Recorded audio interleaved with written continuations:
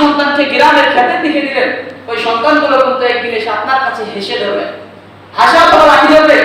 এজন্য আল্লাহ বললেন তোমাদের কতিপয় সন্তান শত্রু, কতিপয় সন্তান তোমাদের শত্রু, এবং কতিপয় সন্তান তোমাদের, কতিপয় স্ত্রী তোমাদের শত্রু। একই বিষয়, স্ত্রীর প্রতি যদি আপনি ভালো ব্যবহার না করতে পারেন, আপনার সংসারে যদি অভাব-অনটন লেগে থাকে, ওই স্ত্রী আপনার নিকট থেকে দূরে সরে যায়। এজন্য আল্লাহ বললেন যে কতিপয় স্ত্রী শত্রু, কতিপয় সন্তান শত্রু। তাই দুনিয়ার স্ত্রী ও নারীর কারণে তুমি যে 70,000 লোক থেকে দূরে থাকবে, এটা শুধু ধোঁকা। বা তুসরুনাল হায়াতাদ দুনিয়া, এই দুনিয়ার জীবনটা ধোঁকা, ধোঁকায় ফেলে রেখেছে। আপনাকে আমাকে উপার্জন করতে হবে শুধু লাখ লাখ টাকা, আল্লাহর ভরসা নাই। লাখ লাখ টাকা ইনকাম করবো কিভাবে? একজন যুবক সে ব্যাংকিং চাকরি ছেড়ে দিয়ে যখন সে বাসায় চলে এসেছে, সে শুনেছে যে ব্যাংকিং চাকরি হারাম, শুনেছে হারাম, সে ছেড়ে দিয়েছে। অতঃপর লোকেরা বলে যে বেচারা কি বোকারে, আসলে সে বোকারে। আল্লাহ কোরআন মাজিদে বলেছেন সূরা রুম 30 নম্বর সূরা 7 নম্বর আয়াতে যে তারা পার্থিব জীবন সম্পর্কে ভালোই খবর রাখে, কিন্তু কিয়ামত সম্পর্কে, দিনের সম্পর্কে খবর রাখে না। আপনার কাছে যদি দুনিয়াতে 5 টাকা নিয়ে কিছু খিদির-বিদির লেগে যায়, আপনি ওটা নিয়ে চিল্লা-পাল্লা লাগিয়ে দেন, কিন্তু আখিরাত সম্পর্কে আপনি একেবারেই বেখবর। তাই আল্লাহ বললেন যে আমাদেরকে সর্বাবস্থায় আল্লাহর উপর ভরসা করতে হবে। হুমুল লাযিনা লা ইস্তাকুন, যদি আপনি এই ঝাড়াফুঁক, এই সমস্ত নারীদেরকে পড়ানো থেকে, এই সমস্ত মানুষকে ক্ষতি করা থেকে, মানুষকে বান মারা থেকে যদি আপনি দূরে থাকেন, তাহলে কাল কিয়ামতের ময়দানে নবী মুহাম্মদ সাল্লাল্লাহু আলাইহি ওয়াসাল্লাম আপনাকে বলছেন 70,000 লোকের মধ্যে আপনি চলে যাবেন। এরপর নবী মুহাম্মদ সাল্লাল্লাহু আলাইহি ওয়াসাল্লাম বলছেন ওয়ালা তাতায়্যারু, আর তাদের মধ্যে হচ্ছে অশুভ লক্ষণ মনে করে না। ধরে নেন একজন স্ত্রী, নতুন স্ত্রী বিবাহ হয়ে যাদের আসছে, এরপরে বাড়িতে আসার পরে আমাদের পূর্বকার যুগের মায়েরা বলছে হয়তো স্ত্রীর কাছ থেকে গ্লাসটি পড়ে গেছে, কাছের গ্লাস, তখন তাকে বলা হচ্ছে যে স্ত্রী অলক্ষণী রে, হয়তো বাড়ি থেকে বের হয়ে গেছেন, আপনার পিতাও তোমার ছোট বাচ্চাকে আপনাকে ডাকছে, আপনার ডাকটা অলক্ষণী হবে। এই সমস্ত কাজ থেকে যদি আপনি বেঁচে থাকেন, তাহলে নবী মুহাম্মদ সাল্লাল্লাহু আলাইহি ওয়াসাল্লাম বলছেন আপনি ওই 70,000 লোকের মধ্যে পড়ে যাবেন।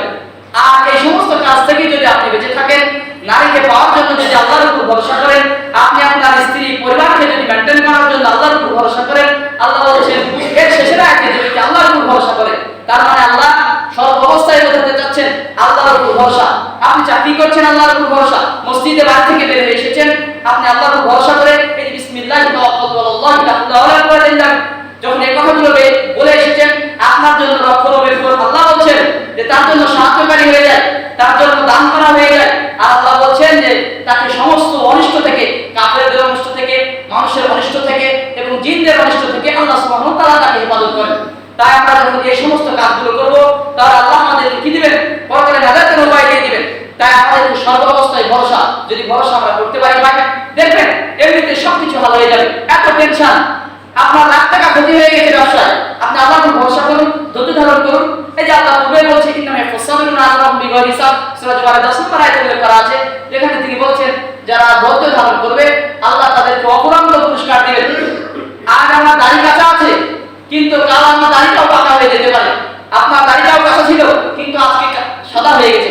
এটি বাধ্যতা একবারে আমাদেরকে নিচের পর্যায়ে নিয়ে যাবে, আর শেষ পর্যায়ে আমাদেরকে চলে যেতে হবে আল্লাহর কাছে। কুল্লু নাফসিন যায়িকাতুল মাউত, মৃত্যুবরণ করে যেতে হবে। তাই পৃথিবীতে আমি রাজশাহী থেকে আর এখানে আসছি, আর আপনারা চাঁপাইনবাবগঞ্জের মানুষ, এই এখানে আমরা আসছি।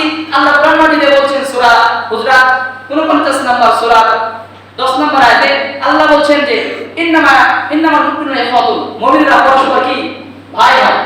আমরা এখানে সবাই ভাই, আর আমরা এখানে যারা এখানে আসছি, কাল কিয়ামতের মাঠেও যেন আমরা এভাবে থাকতে পারি। আমরা সকলে আল্লাহুম্মা আমিন। কেননা আমরা এই যে পৃথিবীতে এসেছি, আল্লাহ আমাদের পৃথিবীতে বিভাগ সৃষ্টি করার জন্য পাঠাননি। যেমন আল্লাহ সুবহানাহু ওয়া তাআলা পৃথিবীর বুকে আদম সন্তানকে পাঠাবেন, এমন অবস্থায় ফেরেশতাকে বললেন আল্লাহ এর আগে পাঠিয়েছিলেন, এরাও নাশাত করেছিল, এদেরকেও পাঠাবেন, দিমাগ রক্ত বের করে দিবেন। আল্লাহ বললেন আমি যা জানি তোমরা জানো না।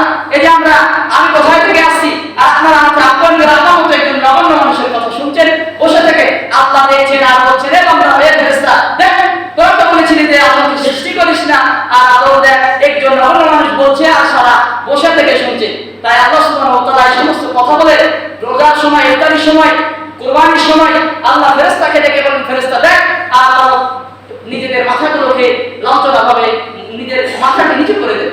তাই আল্লাহ সুবহানাহু ওয়া তাআলা আমাদেরকে দুনিয়াতে যে অবস্থায় থাকি না কেন, যেখানেই থাকি না কেন, 5 ওয়াক্ত সালাত আদায় করব ইনশাআল্লাহ। যদি আমরা আদায় করতে পারি, এই 5 ওয়াক্ত সালাতের মাধ্যমে এই ফরজ কাজগুলো আদায় করলে নফল সুন্নত বাড়াবাড়ি করার চাইতে ফরজ কাজগুলো যদি আপনি আদায় করেন, আল্লাহ আপনাকে জান্নাত দিয়ে দিবেন। আল্লাহ আপনাকে কি দিবেন? জান্নাত দিয়ে দিবেন।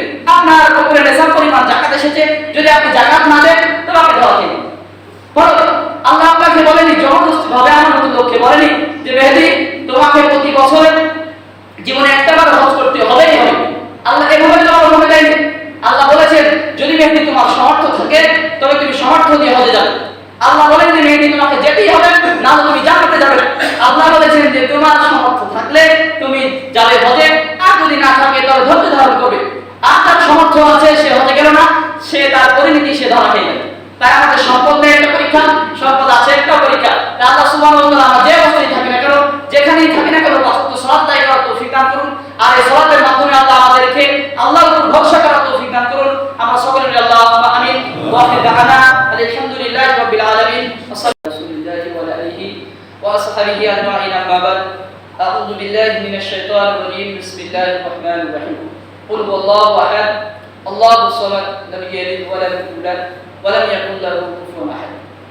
আলহামদুলিল্লাহ, যাবতীয় প্রশংসা ও গুণগান একমাত্র আল্লাহ সুবহানাহু ওয়া তাআলার জন্য, যিনি আমাদেরকে ধৈর্য সহকারে কথা বলা এবং শোনার মতো তৌফিক দিয়েছেন। এজন্য আমরা আল্লাহর দরবারে শুকরিয়া আদায় করি বলে আলহামদুলিল্লাহ। আল্লাহ সুবহানাহু ওয়া তাআলা আমরা এখানে যারা উপস্থিত আছি, আল্লাহ আমাদের সকলকে ক্ষমা করে দিন। আমরা সকলে আল্লাহুম্মা আমিন।